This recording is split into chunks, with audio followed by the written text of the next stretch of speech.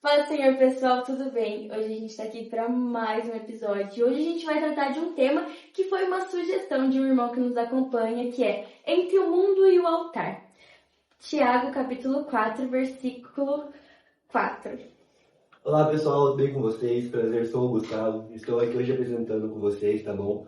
Aqui está conosco o pastor Emerson, o homem de fé que vai falar sobre sua caminhada aos longos do tempo e com a vida de Jesus Cristo.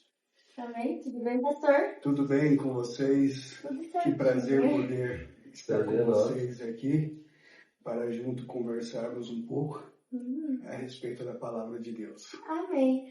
Então, gente, a gente vai conversar um pouquinho com o pastor, como a gente sempre faz. A gente vai conhecer o pastor, quem é o pastor Emerson.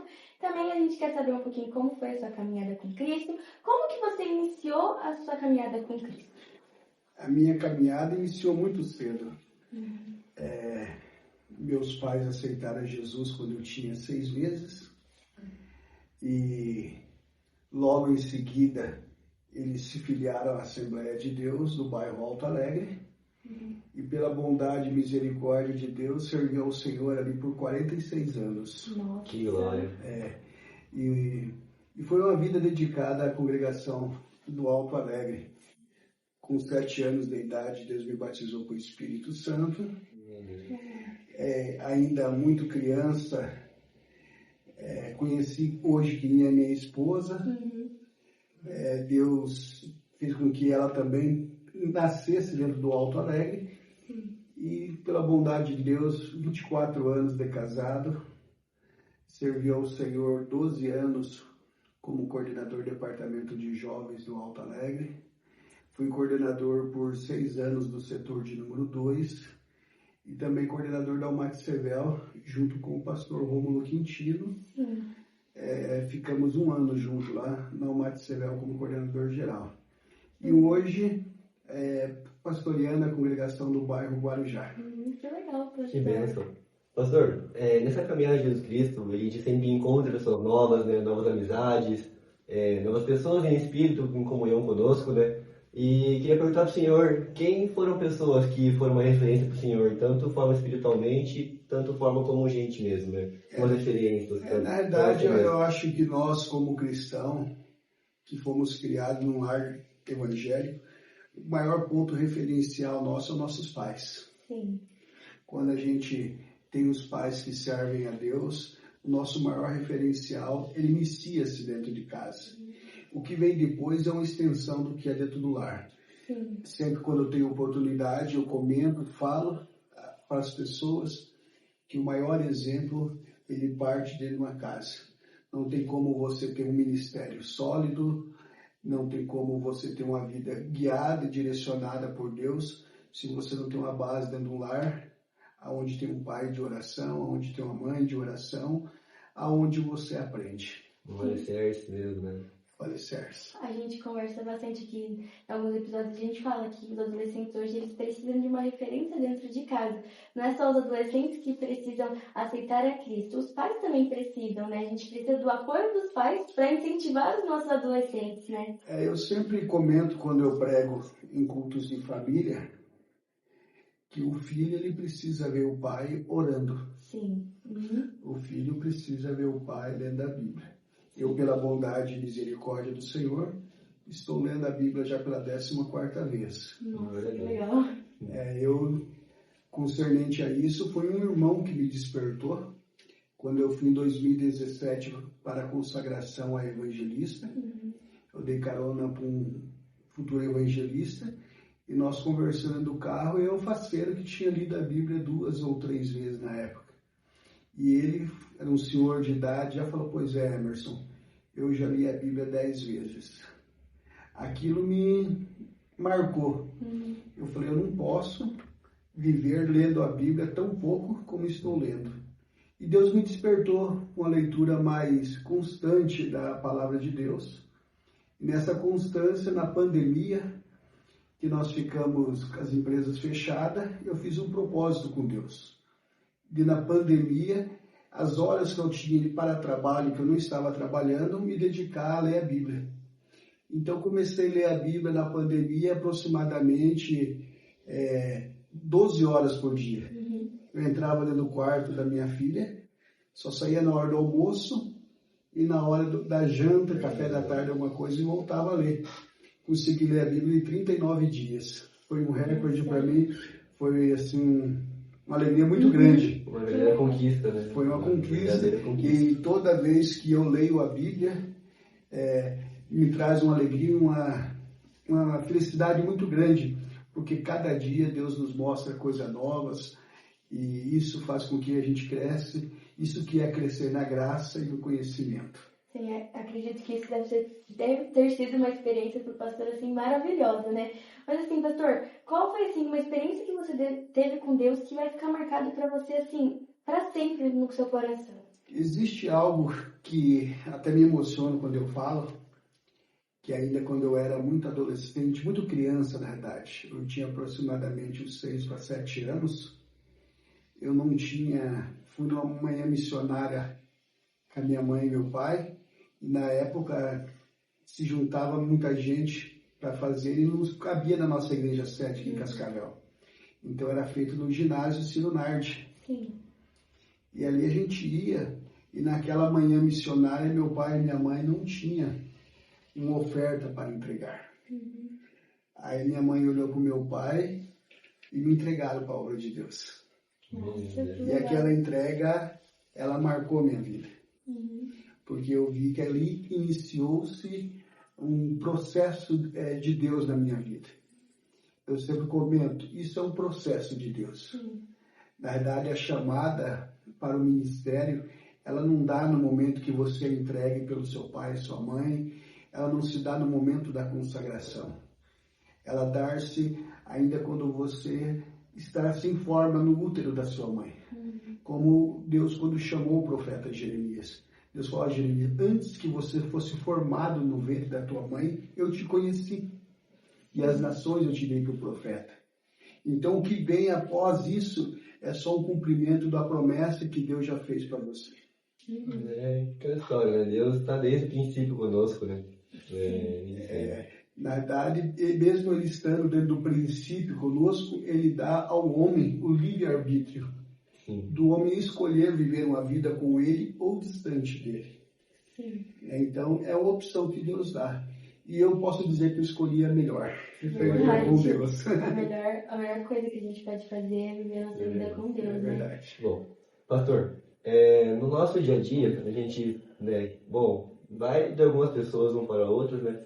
Mas sempre tenta buscar Deus mais, né? Sempre tenta ter um momento de comunhão com Deus e vai no seu dia a dia. E como o senhor faz isso? O senhor leva Deus no seu dia a dia contigo? Quais são as formas que o senhor busca mais ou menos aí para poder... Olha, na realidade, primeiro nós temos que ser disciplinados. Principalmente que diz respeito ao estudo, à busca pelas coisas de Deus, tem que haver, de quem quer viver essa vida, ser disciplinado. Eu, essa semana, alguns dias atrás, eu estava falando com os jovens da igreja, falando concernente a isso, a essa disciplina. Eu mesmo, à noite, após o culto, algum trabalho que eu tenho na igreja, eu dou um tempo exclusivo para minha esposa e para minha filha. E o tempo que eu me dedico a ler a Bíblia, ou estudar a palavra de Deus, eu levanto todo dia às 5:30 da manhã. Então eu fico das 5:30 até 6:30, 7 horas, só exclusivo para a palavra de Deus. Aí é o tempo que eu tenho. Então, essa disciplina que eu fiz foi o melhor para mim. Que daí o tempo à noite eu tenho para minha esposa e para minha filha, porque nós chegamos no serviço, eu preciso ouvir como foi o dia delas, da minha esposa que trabalha, da minha filha que estuda. Então, esse tempo é delas. O meu tempo é pela manhã. Que legal. Às vezes a gente vê os adolescentes falando, mas é que eu tô cheia de coisa, para fazer, quando que eu vou arrumar tempo? Gente, assim, eu acho que a prioridade da nossa vida deve ser, assim, eu tô falando nossos adolescentes, né, pros adolescentes, porque é totalmente diferente a vida dos adolescentes para a vida de os irmãos que já estão casados, os jovens que já estão casados, né? Então, assim, a gente, às vezes os adolescentes falam, não, mas a gente não tem tempo. Meu Deus, gente, é o que a gente mais tem no momento, assim, a gente na tem verdade, tempo. o tempo com Deus, ele é muito importante. Às vezes tem pessoas que acham que o tempo com Deus é aquele momento que você está em oração dentro do quarto, ou na sala, ou dentro da igreja. John Wesley, em uma certa oportunidade, ele escreveu dizendo: eu não oro 10 minutos por dia, mas também não fico 10 minutos sem orar. Era uma vida de constância. E é isso que nós precisamos, ter essa constância. Buscar-me-eis e me encontrarei quando me buscar de todo o vosso coração. Então, essa busca constante faz com que você viva uma vida de intimidade com Deus. Até porque nós vivemos hoje até uma palavra meio forte de falar, mas é uma realidade. Quem vive de momentos é um prostituto ou uma prostituta. A igreja, ela vive de vida. Sim. Uma vida com Deus. Uma vida de entrega. Uma vida de renúncia. Quem vive de momento é quem busca prazer momentâneo, que é a prostituição. E o evangelho cristão não é prostituição. A Bíblia diz que ele é poder de Deus para todo aquele que crê no Senhor Jesus. A gente tem até um hino, né, que a gente cantou no Congresso dos Jovens, que fala que a gente não quer apenas se emocionar, né? Que nosso favor não seja um momento, né? Não seja um momento. E às vezes lágrimas vazias sem avivamento. A gente precisa entender que a gente não pode ser só cristão dentro das igrejas. Aquelas 2 horas dentro da igreja a gente vai entregar a nossa vida, mas depois a gente... se nós soubéssemos, entendêssemos a forma que Deus recebe a nossa adoração, a nossa lágrima, nós mudaríamos o nosso conceito de oração, de entrega. É tão profundo isso, que às vezes a gente fala que Deus recebe como um aroma suave diante das suas narinas. Mas você já parou para pensar como que a tua lágrima, ela se torna esse aroma suave diante de Deus? Como que se torna? A adoração, o teu louvor, como que ele se torna, que Deus recebe como aroma suave, sendo que é lágrima e ele vai receber como um cheiro.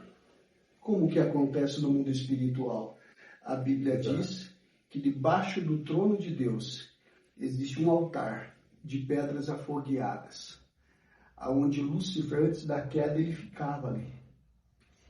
E esse altar de pedras afogueadas, que fica embaixo do altar de Deus, em volta do altar de Deus, tem 24 anciões. Cada ancião desse é responsável por uma hora do dia para buscar a adoração e a intercessão dos salvos.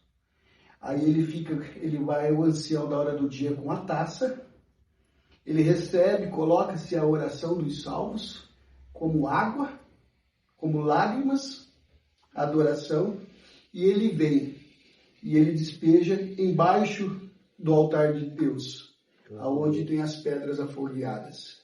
E quando ele derrama, aquelas pedras estão incandescentes, ela vai se tornar vapor. Aí Deus recebe como um cheiro suave. Agora ele precisa responder. Com o respiro, ele recebe. E quando ele inspira, ele responde. Essa é a forma da nossa oração e a nossa adoração chegar diante do trono de Deus como aroma suave. Nossa, agora o pastor ensinou tanto a gente quanto os adolescentes de casa, né? Que impressionante. E assim, pastor, me diz assim, teve algum momento que, enquanto você estava ali, mesmo que o senhor já tenha crescido dentro da igreja, teve algum momento ali, talvez na adolescência, na parte da juventude, que você estava assim com aquela pressão de fora da igreja, do mundo, vamos dizer?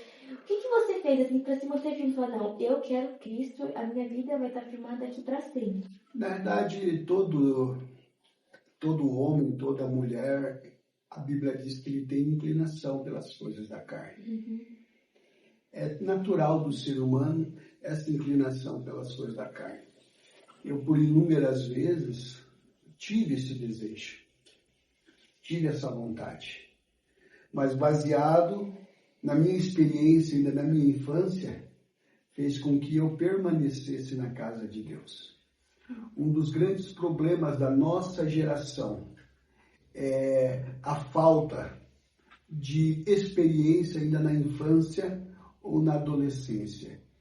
Eu estou maravilhado com o trabalho que Cascavel está fazendo com o Fortins. E também com o Matsevel. Porque essa experiência que os nossos adolescentes estão tendo, talvez para muitos pareça coisa sem nexo ou desnecessário. Não são tão relativas, né? Mas eu vejo que na minha infância, as experiências que eu tive quando eu era criança, quando eu era adolescente, serviu de base e de sustento para me manter-se na casa de Deus. E isso então, o que me sustentou não foi a vontade apenas de permanecer, foi as experiências que eu tive na minha infância e na minha adolescência.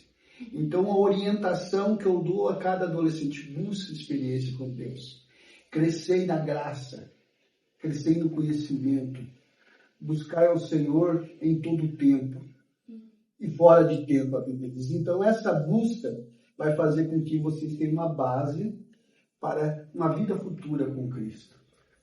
É igual muitos irmãos dizem, né? Tanto em pregações, tanto em palavras próprias deles mesmos, deles falando no sentido de que alguns não tiveram a oportunidade de crescer na palavra, né? De crescer na igreja mesmo. Alguns irmãos não tiveram na igreja, que são adolescentes, e não tiveram essa parte, né? E a gente hoje, em questão do Fortinho e tudo mais, querendo ou não, somos privilegiados. Graças a Deus a gente tem essa oportunidade e firmes e fortes, os líderes também estão o tempo todo conosco. E é uma graça muito grande, realmente. Essa ajuda, esse incentivo da igreja, do nosso pastor presidente, em estar abraçando essa causa tão nobre que é o departamento de adolescente, é muito importante. E a gente, como pastor de congregação, a gente precisa amar esse trabalho. E o amor, ele faz com que você se mantenha na casa de Deus. Eu me lembro que eu fui uma criança, um adolescente, até meio rebelde da minha igreja.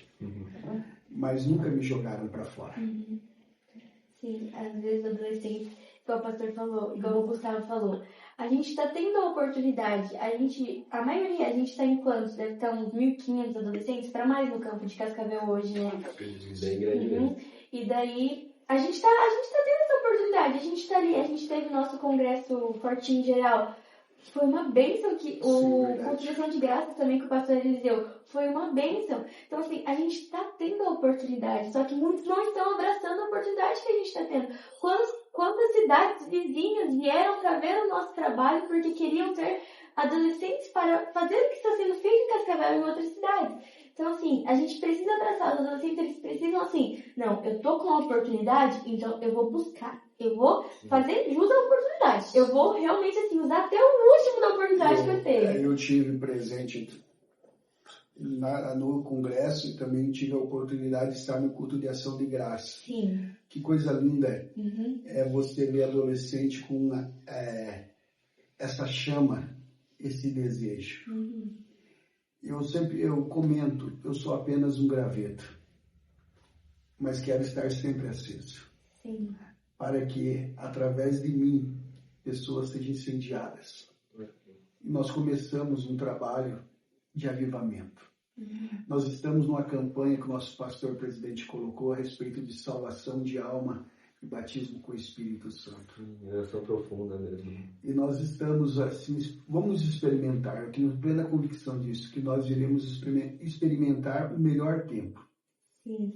Porque a gente está vendo que está havendo uma conexão entre departamentos, os Fortinhos, o Matsevel, igreja. E quando existe essa ligação, certamente não tem água que apague a chama do Espírito na vida de nossos adolescentes e jovens. Hoje, graças a Deus, tanto o Gustavo, quanto eu, quanto o Samuca, quanto o outro apresentador, somos todos batizados e batizados no Espírito Santo. A gente conversou uma vez, como a gente não esperava, né? Assim, a gente estava ali, a gente estava buscando, a gente estava... Mas assim, quando a gente recebeu o batismo com o Espírito Santo, foi uma coisa maravilhosa. E os adolescentes... Foi uma surpresa. Pra mim foi uma surpresa. Eu tinha acabado de me batizar, deu menos de um mês. Eu estava na conferência da Matsevel, eu lembro até hoje, dia 8 de abril, se não me engano, e Deus me matou com o Espírito Santo. Eu fiquei, assim, tão maravilhada, porque, assim, os adolescentes, quando eles provarem um pouquinho só do que é o batismo com o Espírito Santo, o que é ter o Espírito Santo com você ali todo momento, você sentir, eles vão ver que não tem lugar melhor para estar. O batismo com o Espírito Santo, ele é um selo de uma chamada que Deus tem na vida da pessoa. Sim. Ele a Bíblia chama como um revestimento de poder. Você vê que coisa linda. Para cada um, Deus trabalha e faz de uma forma. Para você foi necessário primeiro descer nas águas. Sim. Outros não descem nas águas, mas no entanto já recebem o batismo com o Espírito Santo. Cada um, Deus tem um meio e uma forma de selar com a sua promessa. E a Bíblia diz que o batismo com o Espírito Santo é para todos. Sim. A gente fez um vídeo aqui pra gente postar no nosso canal, só falando, apresentando o podcast. A gente tava conversando que nossa ideia do podcast surgiu há 1 ano atrás. Só que há 1 ano atrás, nenhum de nós era batizado, nenhum de nós era batizado com o Espírito Santo. E aí que a gente entendeu por que não deu certo lá atrás. Porque Deus estava trabalhando pra gente conseguir passar a mensagem certa para as pessoas de casa, né? Deus é fiel, né? Muito, um detalhe legal, hein? Legal não, né? Infelizmente acontece isso entre esse meio de batismo e tudo mais. Jovens e adolescentes recebendo o Espírito Santo, porém não compartilham. Às vezes chegam em casa e guardam para si mesmo aquela alegria, aquele pós-culto maravilhoso, chegam animado e não compartilham com o próximo. Infelizmente, é algo que acontece muito hoje em dia, tanto em relação, independente do tipo de igreja, tudo mais. Eu sou prova viva disso. É tão maravilhoso chegar com aquela graça, o coração ardendo dentro de casa, pós-culto, maravilhoso, e querer sair pulando no meio da rua, falando para meio mundo sobre Jesus, e tem pessoas que não têm esse amor. E esse compartilhamento que você está dizendo, ele é muito importante. Sim, realmente. Ele faz a diferença. Veja bem que Jesus, antes de colocar os seus discípulos para realizar o ID, qual foi a atitude dele? Ficar em Jerusalém, até que do alto seja revestido de poder. Após receberem o batismo com o Espírito Santo, se os irmãos estudarem, vocês perceberão que Pedro e João, eles eram adversários na arte de pesca. Mas quando eles recebem o Espírito Santo, aquele conflito que eles tinham entre eles termina, porque a Bíblia diz que os dois irão subir para o templo. Aí o revestimento do Espírito Santo deu autoridade a eles, quebrou primeiro a barreira da adversidade que os mesmos tinham, depois subiram junto ao templo e deu autoridade, que quando ele chega na porta do templo, a Bíblia diz que tinha um coxo. Sim. O coxo que estava ali, a vida pedindo esmola. Enquanto ele olhava para as coisas da terra, a Bíblia diz que ele recebia o que era da terra, esmola. Aí que Pedro diz, olha para nós. O homem que estava sempre olhando para baixo, só estendia a mão quando Pedro falou, olha para nós, ele tira o olho da terra e olha para cima. Toda vez que eu tiro o olho das coisas da terra, eu vou receber coisas de cima. E quando ele olha para cima, o que Pedro diz a ele? Nós não temos prata, nós não temos ouro, mas o que nós temos, isso nós te damos. Em nome de Jesus o Nazareno, levanta e anda. E ele levantou e ele fez o que ele nunca fez, nunca tinha feito. Até então ele ficava na porta do templo. Agora a Bíblia diz que ele vai levantar, andar e correr para dentro do templo. Toda vez que eu olho para o céu, o meu foco é a casa de Deus, é a presença de Deus. Elevo meus olhos para o monte e de lá virá o meu socorro. Realmente Essa passagem é muito linda. Muito Ela remete a Davi, quando o seu filho Absalão estava perseguindo para matá-lo. E Davi sobe em cima do monte e Absalão está nos pés do monte. E lá no pé do monte, Absalão chega, Davi faz a oração. Eleva os meus olhos para o monte. De onde me virá o socorro? Quando Absalão está no pé do monte, os soldados de Absalão dizem, volta para Jerusalém, porque Jerusalém está sendo invadida. Aí quando Absalão sai para voltar para lá, os homens de Davi vêm falar: Davi, o teu filho está voltando porque Jerusalém está sendo atacada. Aí ele continua escrevendo: o meu socorro vem do Senhor que fez os céus e a terra. Não deixará vacilar os teus pés. Aquele que te guarda não tosquenejará. Eis que não tosquenejará, nem dormirá o guarda de Israel. O Senhor é quem te guarda, guarda a tua entrada, a tua saída desde agora para sempre. Absalão vai voltar, montado no seu cavalo, com o cabelo comprido, e fica pendurado numa árvore. O soldado de Davi vem e mata Absalão, que queria matar Davi. Amém, pastor. Agora a gente vai entrar um pouquinho mais no tema que a gente escolheu. Maravilha. A gente vai fazer a leitura bíblica lá em Tiago, Capítulo 4, versículo 4. Isso mesmo. Então, pessoal, peguem a Bíblia de vocês, entrem aí a Tiago, capítulo 4, versículo 4. Nosso tema é Entre o Mundo e o Altar. Vamos lá. Adúlteros, vocês não sabem que a amizade com o mundo é inimizade com Deus? Quem quer ser amigo do mundo faz-se inimigo de Deus. Amém? Pastor, o que Tiago 4,4 realmente quer dizer quando afirma que a amizade com o mundo é inimizade contra Deus? Vale ressaltar que a Bíblia é escrita em 3 linguagens: figurada, narrativa e alegórica.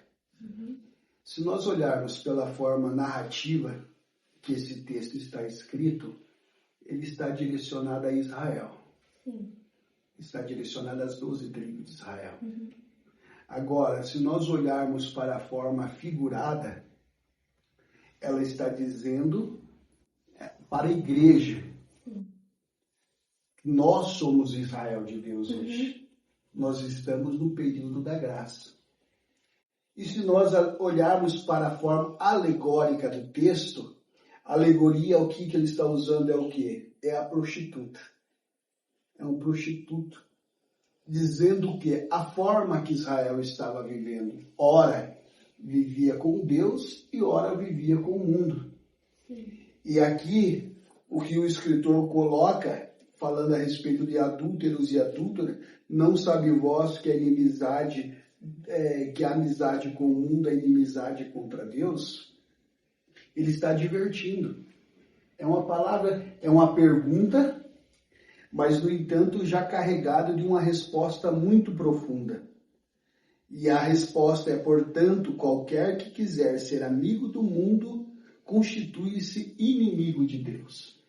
Então, você percebe ali que a resposta, ela já está no próprio versículo, aonde está chamando o povo de adúltero por viver uma vida dupla, querendo viver na igreja e viver com o mundo. E isso daí faz o quê? A Bíblia diz: o que faz separação entre Deus e vós é as vossas iniquidades. Então as iniquidades ali estavam fazendo parte desse rodeio que o povo de Israel estava vivendo.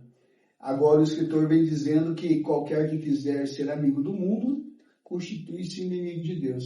Então, se você quer ser amigo de Deus, automaticamente você vai viver distante das coisas do mundo. A gente não pode amar 2 senhores. É mais aquele questionamento, né? Eu queria tanto servir a Deus, mas não queria largar aquele amiguinho do mundo, sabe? Verdade. E às vezes você ter aquele contato com o Senhor, ter a vida em comunhão com Ele, é isso. Você largar suas vontades, vencer o seu eu de todo dia, firmar o pé da cruz e seguir em frente mesmo, né? É interessante isso daí.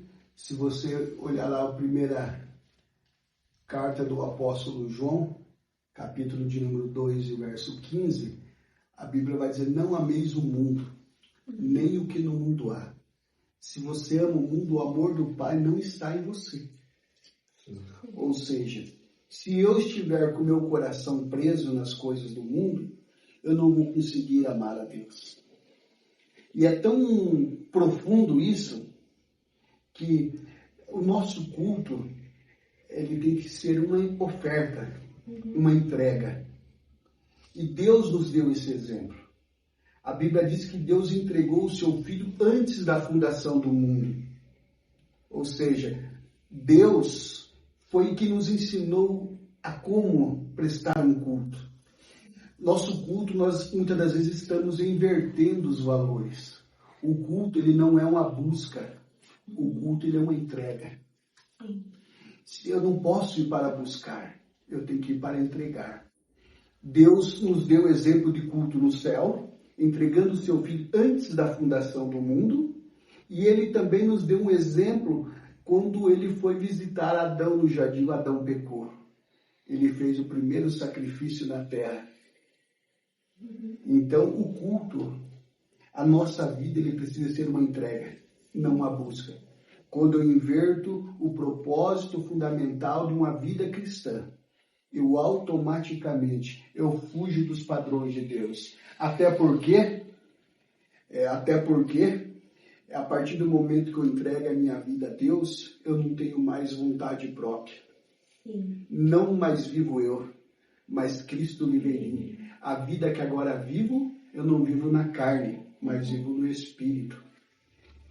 Todo reino, ele tem um Senhor, Deus. Todo reino, ele tem um príncipe, Jesus. E todo reino, ele precisa ter súditos. Somos nós. E o súdito, ele faz a vontade do príncipe e faz a vontade do rei. Se a vida que eu vivo agora, eu vivo com Cristo, eu não tenho vontade própria. Então eu preciso pedir para Deus, Deus, qual é a sua vontade? Glória a Deus. Qual é o seu plano para com a minha vida? O pastor falou ali da imersão de valores no culto, né? Eu fiquei pensando aqui, às vezes as pessoas aqui que têm oportunidade, elas estão ali porque elas querem, porque eu canto bem, eu tô ali, então eu vou agradar quem tá ali. Gente, isso é totalmente errado. Às vezes, até aquela pessoa que canta bem, que é a pessoa que melhor canta na nossa congregação, assim, a gente vai lá, canta, Deus não sente a presença de Deus, mas vai aquela irmãzinha mais humilde, mais simples, dá tudo dela, que ela foi ali com o único propósito, tudo que eu tenho, eu te dou. O culto é interessante porque o que acontece no Novo Testamento é um reflexo do que o Antigo Testamento nos ensina. E a Bíblia diz que quando as pessoas iam uma vez por ano até o sumo sacerdote, eles faziam o quê? Eles levavam um cordeiro, e levavam ovelha, ou levavam uma pomba que não tinha condição financeira. Eles levavam. Aí, através daquilo, o sacerdote, o que ele fazia? Ele sacrificava o animal. E como que era feito esse sacrifício? Ele colocava a sua mão sobre a cabeça do animal e ali ele cortava o pescoço do animal para o sangue correr. O sangue corria e quando o sangue corria do animal ali, ele pegava aquele sacrifício, o sangue do animal na bandeja e levava até o lugar santo dos santos. E às vezes nós não entendemos a bênção sacerdotal. O porquê a igreja, no momento da bênção sacerdotal, ela faz assim, e o pastor, na hora da bênção sacerdotal, ele faz assim. Por quê? Assim é quem está entregando o sacrifício. O povo entregou o sacrifício.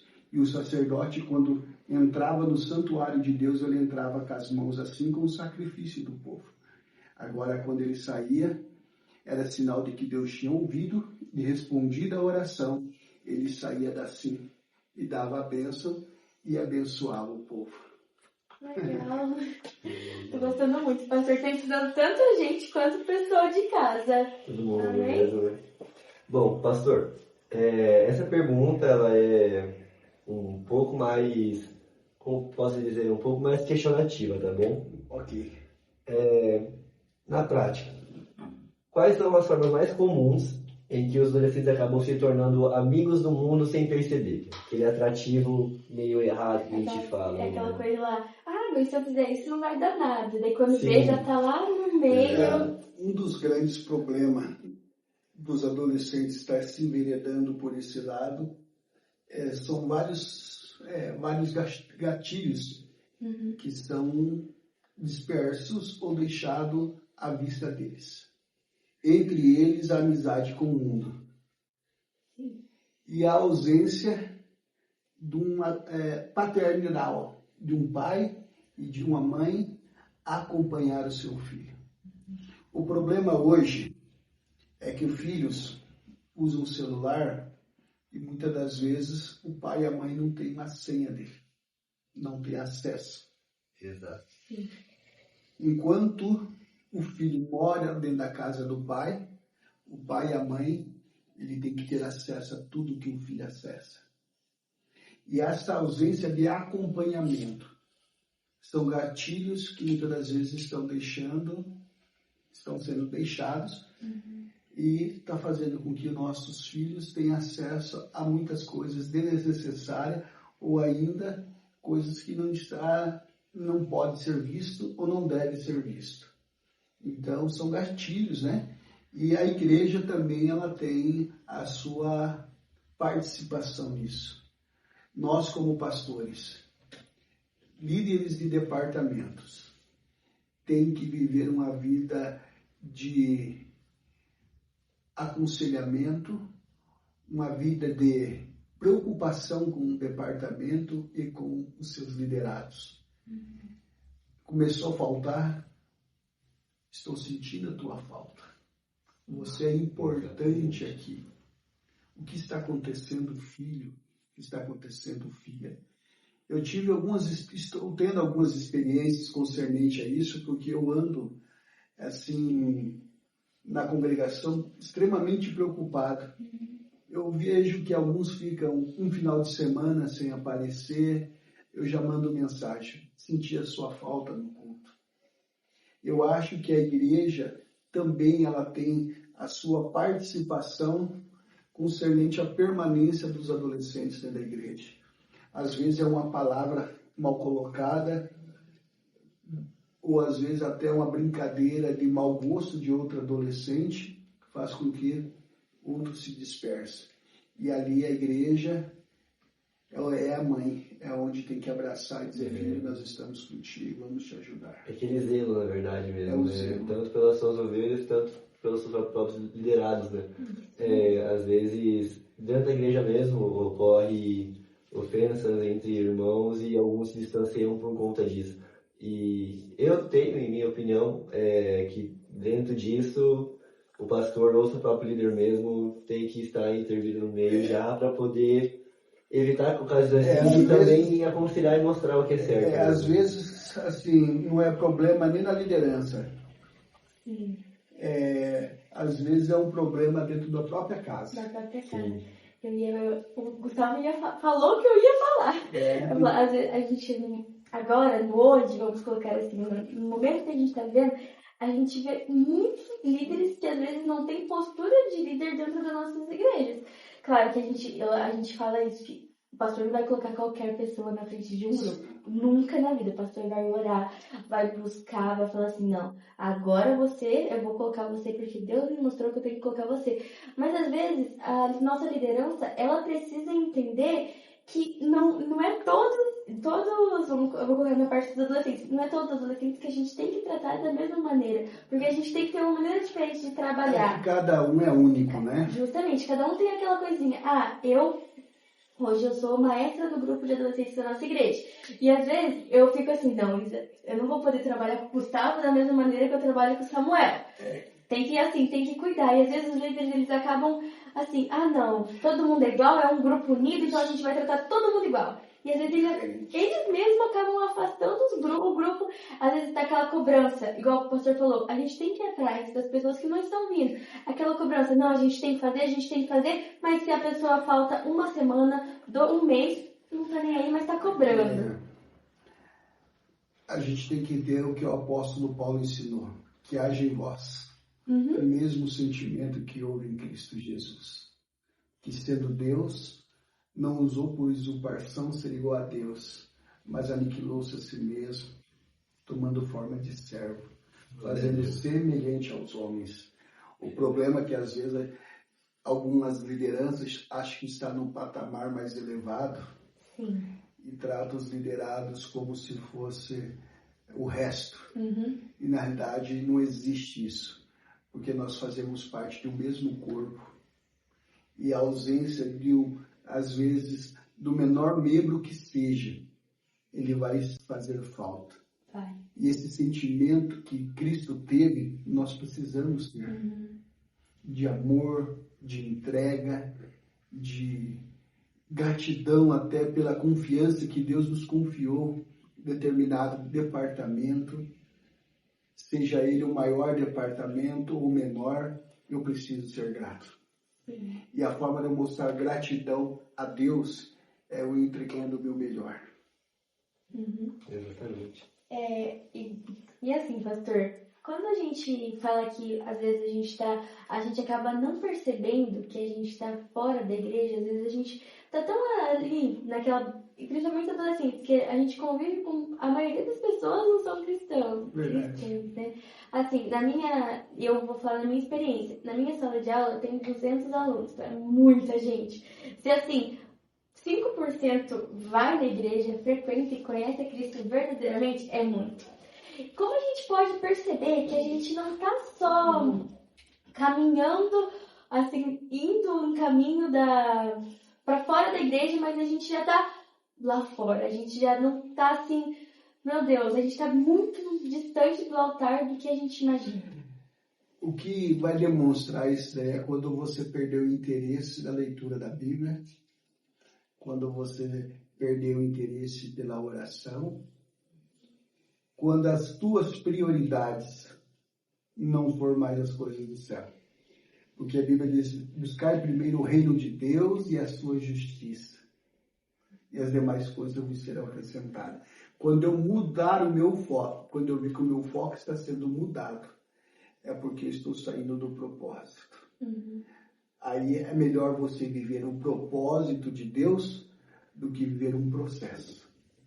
O processo de retorno, ele é muito difícil. Então é melhor viver o propósito. Uhum. Enquanto muitos escolheram viver o processo, eu prefiro viver o propósito. E o propósito de Deus sempre é melhor. E o propósito de Deus, a Bíblia diz, eu sei os planos que eu tenho a respeito de vós. São planos de paz e não de guerra, para dar o fim que vós mereceis. Então os planos de Deus sempre são os melhores. Agora nós, na nossa incredulidade ou nas nossas falhas, corremos atrás de coisas supérfluas. Sim. Deixamos o principal, que é o reino. Uhum. Quando nós buscamos o reino de Deus e a sua justiça, a nossa vida ela se torna mais leve. O nosso fardo se torna mais leve. Porque o que o Evangelho nos oferece é isso. Essa substituição desse fardo pesado que nós levamos. Uhum. E o próprio Cristo nos faz essa proposta de substituição do fardo. Tomai sobre vós o meu jugo e aprendei-vos de mim, que sou manso e humilde de coração. Ou seja, o fardo dele é mais leve. E nós escolhemos, às vezes, o fardo que o mundo nos oferece. Por que nós escolhemos esse? Porque ele apresenta-se ser o melhor, ser o mais bonito. Quantos jovens, adolescentes que conviveram comigo dentro da igreja, que optaram, em vez de viver no altar e viver no mundo, que hoje muitos se encontram impotentes espiritualmente, não conseguem uma firmeza na igreja, outros se envolveram com drogas, outras jamais conseguiram voltar para a casa de Deus. E alguns até perderam a sua vida. Mas eu optei, como diz o apóstolo, deixar a minha vida na obra de Deus. E a Bíblia diz aquele que deixar pai, mãe, por amor ao reino, receberá o galardão. Então, as opções que nós tomarmos agora na nossa adolescência, vocês tomarem na adolescência, eu já passei dessa fase, vai determinar o futuro de vocês. Realmente. As decisões da adolescência vai determinar o futuro. E o futuro que Deus tem para vocês é mais brilhante do que essas luzes. Glória a Deus. Pastor, neste mundo, realmente tem muito atrativo, bem mais do que dentro da igreja realmente. E dentro desse contexto, por que é tão difícil escolher o altar com tanta atração lá fora? Porque o altar é um lugar de sacrifício. Verdade. Às vezes a gente não tá, às vezes os adolescentes não estão dispostos, né? Assim, porque igual eu sempre escuto, o inimigo nunca vai te oferecer algo ruim. Ele vai trazer aquela bandeja maravilhosa, com coisas maravilhosas que você gosta, mas assim, você tem que ter a firmeza. Não, tá sendo difícil, mas eu tô com Cristo. O altar é lugar de sacrifício. Sim. Agora eu faço uma pergunta. São poucos que estão dispostos a sacrificar. Pouquíssimo. As pessoas hoje correm atrás de tranquilidade, de facilidades. E as facilidades, às vezes, ele vai trazer um peso muito longo, muito pesado sobre as costas. Então, todo aquele que escolher o altar, que momentaneamente ele é um peso, o apóstolo Paulo escreveu que futuramente ele te trará um peso de glória.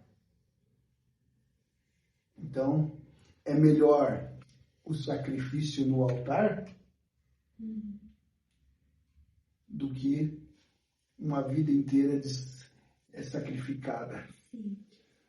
E no final, ainda quando a trombeta soar, continuar uma vida de sofrimento. Eu me lembro uma história muito linda de um homem chamado John Wesley, que ele viveu uma vida no altar. E a vida de altar dele era uma vida de oração. Uma certa vez, saiu uma caravana para visitar a igreja onde John Wesley foi pastor. E a senhora que conduzia aquela excursão, ela mostrou a igreja de John Wesley. E daí depois levou essa turma a uma sala. E mostrou uma cama de solteiro e mostrou um chão. E no chão tinha 2 marcas fundas no chão. Ela falou ali, John Wesley viveu uma vida de oração. E ali ele vivia a vida de oração pedindo para Deus, Deus, me dá 1 milhão de almas. Me dá 1 milhão de almas. E ele, no final da sua vida, ele alcançou esse 1 milhão de almas. E aquela excursão vai embora, e quando estão entrando dentro do ônibus para ir para casa, a história vai dizer que contaram aos adolescentes e faltava um adolescente de 14 anos. Aí eles vão procurar essa criança, esse adolescente. Depois de muita procura, eles resolvem abrir a porta do quarto que era de John Wesley. E está o outro menino lá, de joelho, onde estavam as marcas do joelho de John Wesley. E esse menino orava em alta voz, e a oração dele era, Senhor, tu deste para John Wesley 1 milhão de almas. Eu quero 3 milhões de almas. E aquela criança estava ali. De repente a professora coloca a mão no seu ombro e diz, levanta, Billy Graham.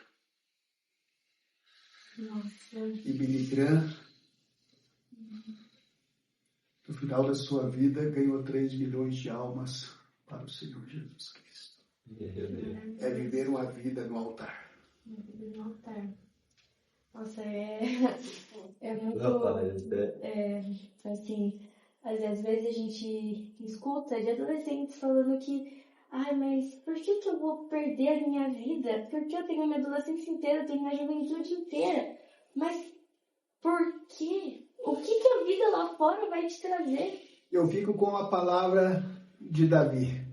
Vale mais um dia na casa do Senhor do que 1000 anos fora dela. Um dia com Jesus é melhor do que 1000 anos fora. É como Asaf escreveu o Salmo de número 73, quando ele estava numa crise espiritual muito grande. Ele olhava para a vida do ímpio e via prosperidade. E quando ele olha para a vida dele, ele vê que as coisas estão andando tudo errado. Aí ele escreve um dos versos mais bonitos do Salmo 73, dizendo: até que entrei no santuário de Deus. Aí entendi do ímpio. A presença de Deus, ela muda a nossa mentalidade. Sim, muito. O altar é um lugar que precisa estar aceso. Eu vou dar um exemplo de espero que o Gustavo não fique bravo comigo. Mas assim, a gente conheceu o Gustavo antes dele realmente aceitar a Cristo verdadeiramente. E a gente conheceu o Gustavo depois dele realmente aceitar a Cristo. A gente tava conversando, eu, ele e o Victor. A gente falou, a mudança nele, eu tô falando nele porque é a pessoa assim, mais próxima que eu tenho aqui. É muito grande. A gente percebe a forma da pessoa viver a vida dela, a forma da pessoa falar, a forma da pessoa conversar. Porque, assim, a vida... Gente, eu não sei nem explicar, mas a vida com Cristo é Sabe por que a maravilhosa. vida com Cristo ela muda a pessoa? Porque não mais vivo eu, Sim, mas Cristo é que vive. A vida que agora vivo, eu não vivo na carne, eu vivo no Espírito. E quando eu vivo no Espírito, a minha conexão é outra. Sobe sua cruz e carrega essas costas. Amém. E, pastor, a gente falou que é difícil, a gente falou que realmente a gente tá ali naquele negócio de adolescentes que estão ali tentando.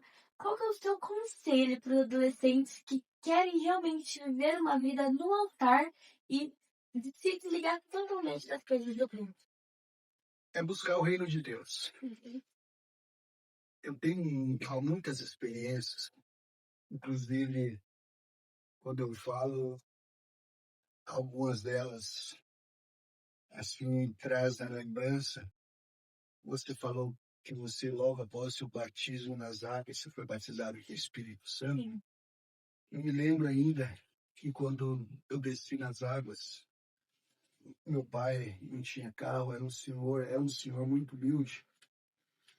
E eu comecei a ter desejo de decorar passagens bíblicas. E nós íamos para a igreja a pé, e o meu pai me perguntava: filho, qual salmo você decorou? E eu falava: pai, decorei o Salmo 46. Deus é o nosso refúgio, fortaleza, socorro, presente na hora da angústia. Citava para ele. Aí no outro dia eu esperava: decorou mais algum, filho? Sim, pai. Decorei o Salmo de número 23. Então fala, filho, o Senhor é meu pastor, nada me faltará. Ai, que mais? Então, aquilo lá instigava eu buscar a presença de Deus. Buscar o conhecimento da palavra. Aqui está o que vai dar firmeza, o que vai dar base, o que vai dar estrutura. É por isso que o salmista escreveu dizendo: escondi a tua palavra no meu coração, para não pecar contra ti. Quando eu escondo esta palavra no meu coração, eu posso até perder essa daqui, mas aqui. Amém, pastor. Agora foi maravilhoso essa conversa que nós tivemos. Palavra abençoada. Agora a gente vai fazer uma coisa um pouquinho mais dinâmica. Manda. É bem tranquilo, pastor. É assim, a gente vai falar uma situação e o pastor vai responder se é do mundo, se a situação é do mundo ou do altar. Ai. É bem tranquilo mesmo, são coisas bem de boa. Vamos lá. A primeira situação que a gente tem é assim: mentir para se proteger. É do mundo ou é do altar? Do mundo. Do mundo? Amém. Bom, ajudar um amigo em apuros, mesmo que ninguém veja. Do altar. Do altar. A Bíblia diz que quem faz a tua mão direita, a esquerda não precisa saber. Amém. Meu Deus. Seguir uma tendência só porque todo mundo tá fazendo. Do mundo. O mundo. E a última, Gustavo? Ajudar Não por bem peixinho.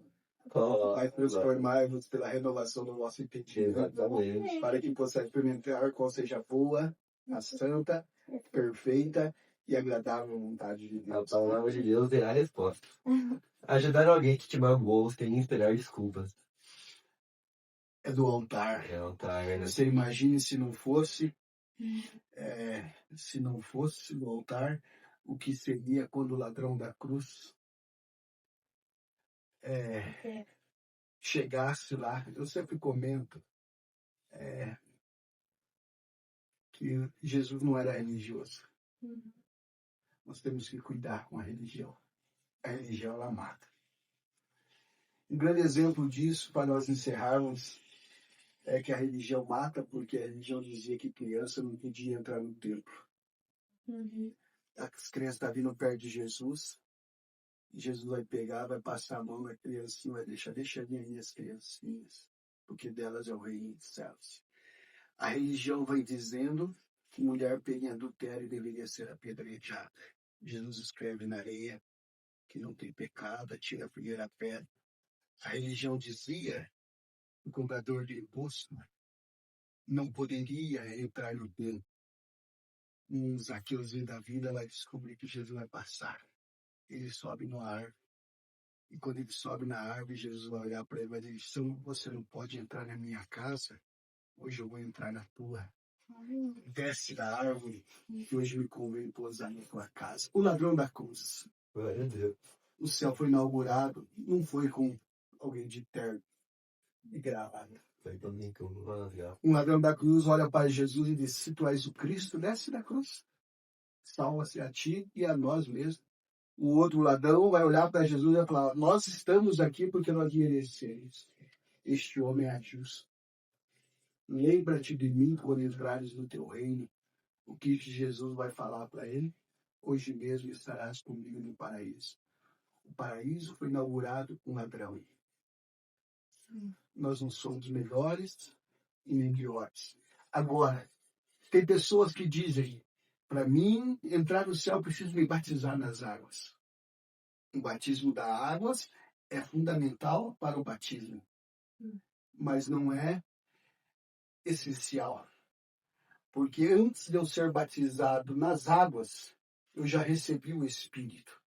Porque é o Espírito que convence o homem do pecado, da justiça e do juízo.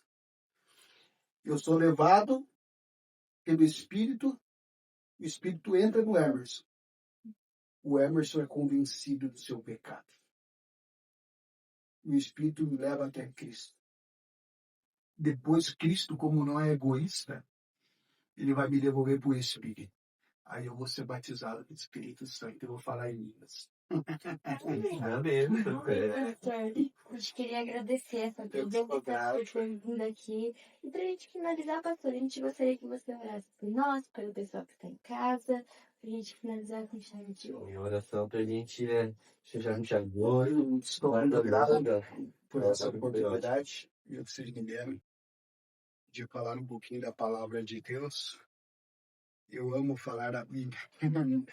Sou apaixonado pela palavra de Deus. Estar esse momento com vocês aqui, para mim, é um motivo muito especial. Nossa, que são. Deus abençoe Isabel, Deus abençoe Gustavo, Deus abençoe Samuca, Deus abençoe o irmão Leandro, que faz parte dessa coordenação.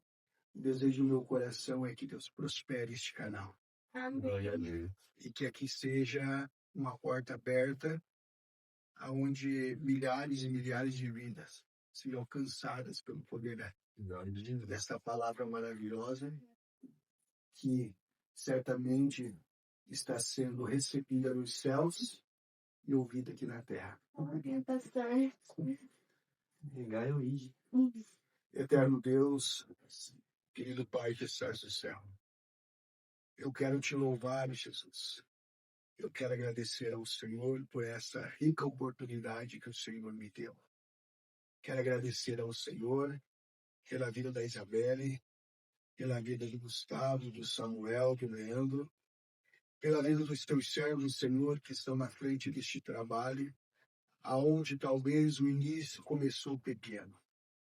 Mas eu sei que o futuro será grande, aonde eu sei que o Senhor e as tuas mãos estará presente para ajudá-los, abençoá-los, capacitar para desenvolver este trabalho.